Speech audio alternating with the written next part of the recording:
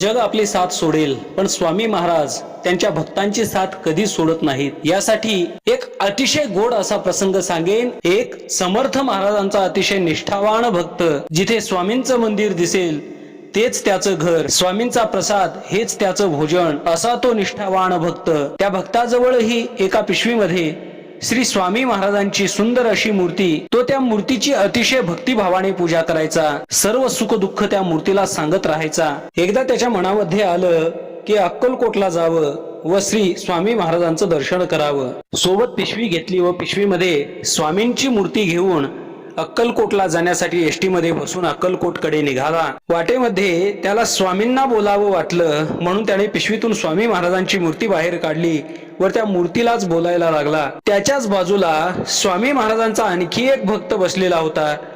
त्याने त्या मूर्तीला बोलणाऱ्या स्वामी भक्ताला पाहिलं, त्याच्याबद्दल आदर वाटला।